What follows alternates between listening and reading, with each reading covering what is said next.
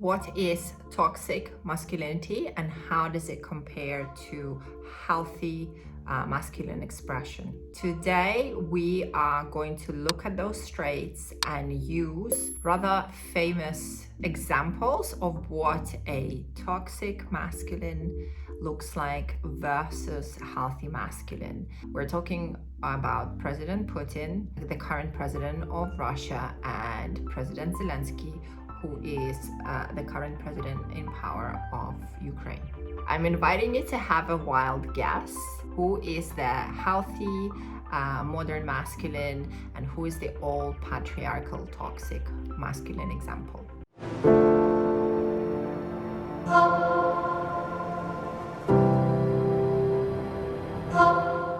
Let's begin. So we're going to evaluate toxic masculine traits versus healthy masculine expression. So we're going to look at relationship to self, relationship to the feminine, and connection with spirit. So let's begin this by comparing how the two counterparts carry out their relationship to self, because it is a well-known fact that our relationship to self determines how we treat others.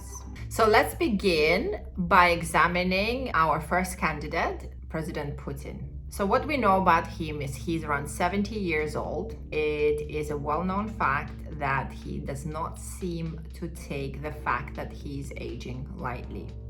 If you look at earlier pictures of him and compare those to the way he looks now, it is rather obvious that President Putin has been using all kinds of face augmentation, possibly resorted to surgery, injections, really anything that keeps age at bay.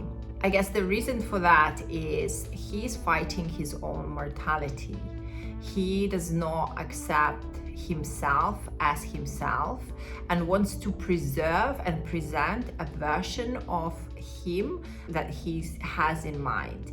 And so he does those procedures in order to have that preserved version match the version of himself that he has in his head. His biggest fear is accepting his demise and, dare I say it, his own mortality. This is a man who does not want to believe that time is passing by, and he will do anything in his power to stop it. Our second candidate, President Zelensky, would be fair to say that he is a much younger proponent. Therefore, we will not be comparing them on the base of their age. But it is known that President Zelensky tends to favor a more natural look. He gives off a more informal vibe, which creates a general sense of trust and proximity. He really looks like a guy next door that you could, knock on his door and ask for some salt or sugar or a cup of milk.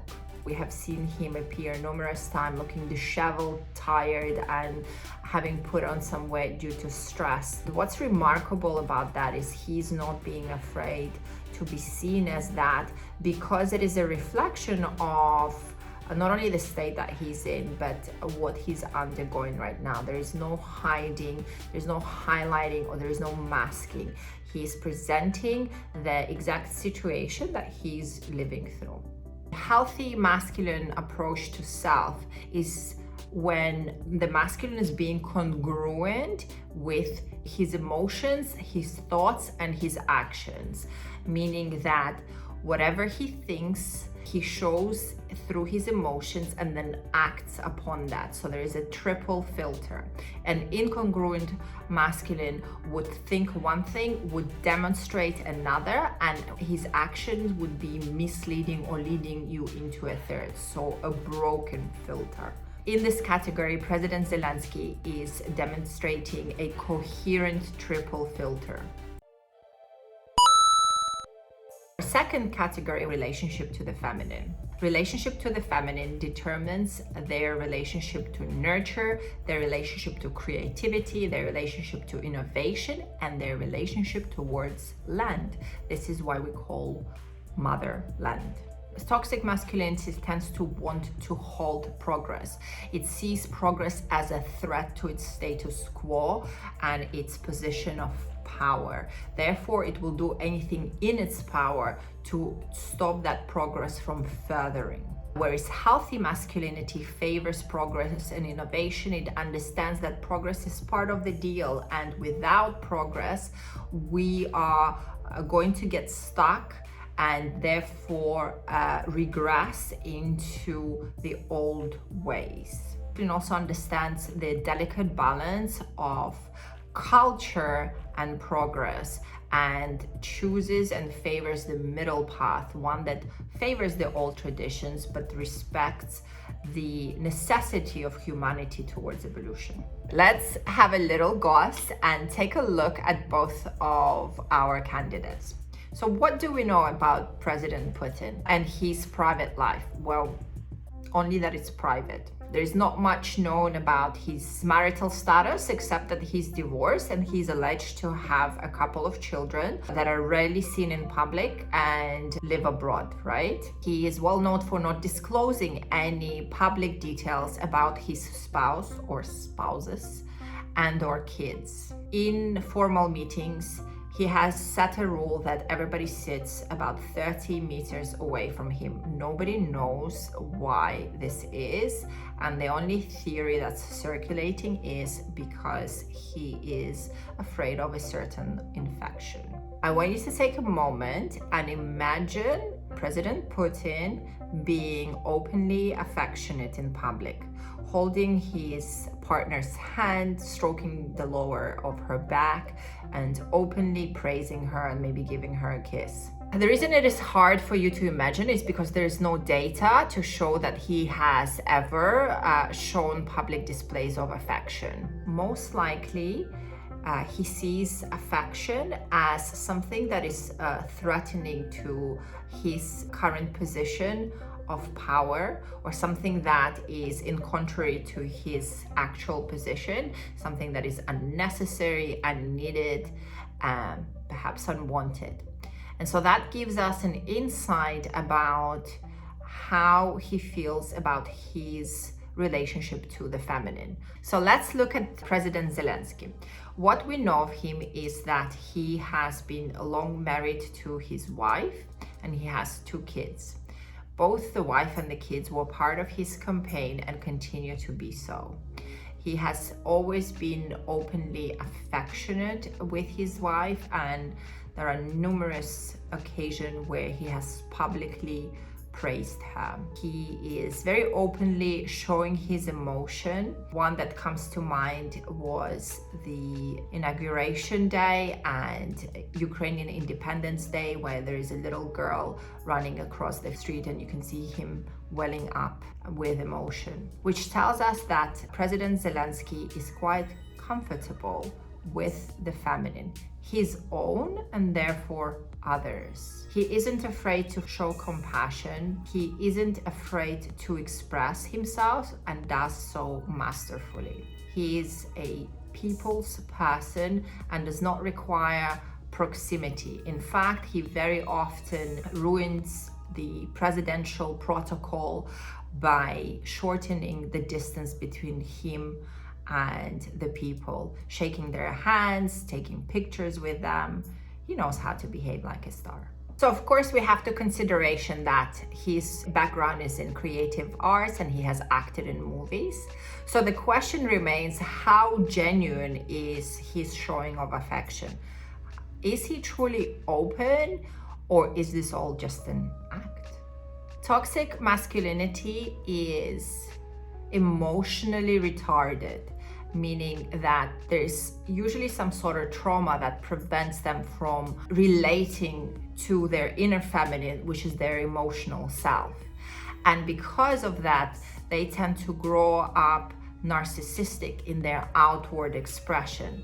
They come off as cold, callous, and calculating, which makes people fear them or mistrust them. On the other hand, healthy masculine tends to be open and generous with showing of their emotion. They understand that emotion is something that is readable by others, by other humans, therefore makes them relatable, and they tend to be comfortable and confident in showing that part of themselves, which in turn makes people understand them and trust them. So in conclusion, we tend to gravitate to those who can and do emote, in which case President Zelensky won this round as well.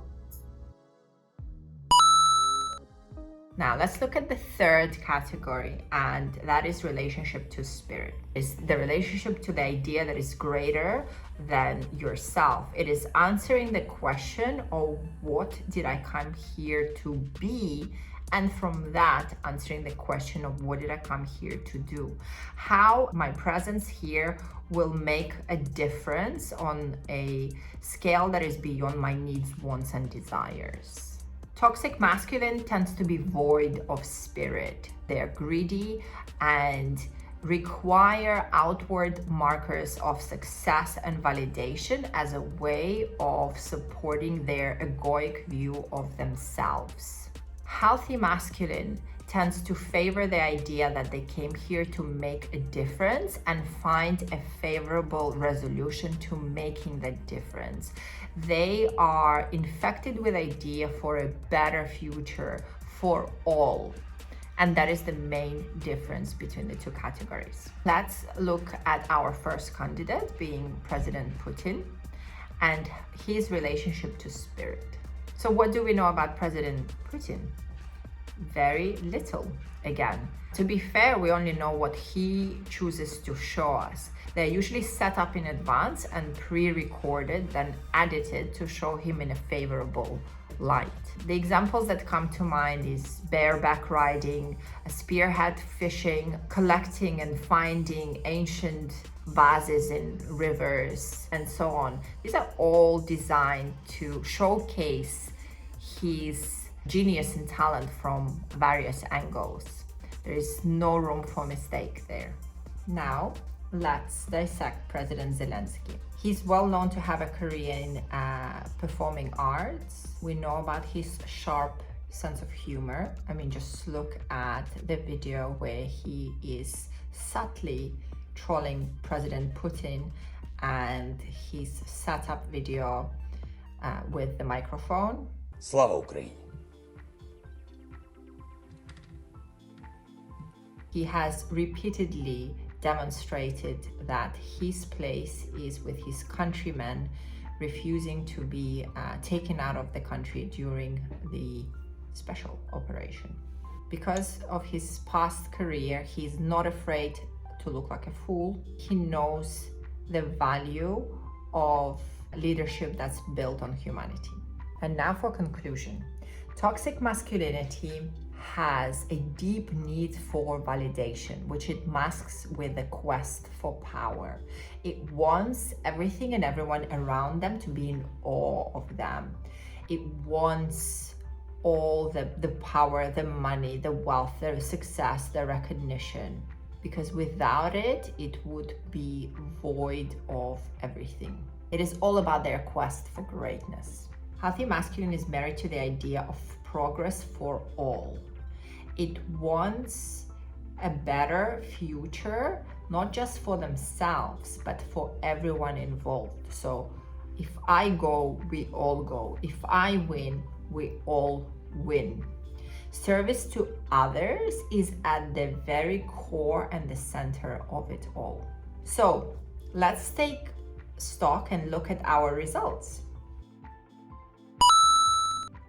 And it looks like we have a clear winner. President Zelensky has scored highly emotional intelligence, humanity, and healthy self-image. We have a winner. Lastly, I'd like to say that to be a hero, you don't need to be a killer.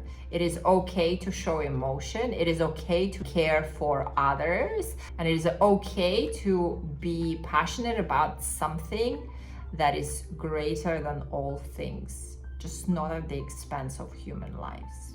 Now, I want to hear from you guys. What is healthy masculinity for you?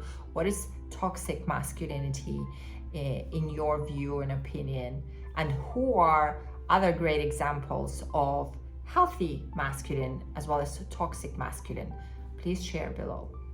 My name is Antonina and I help awaken purpose-driven leaders to find creative solutions to their personal crises.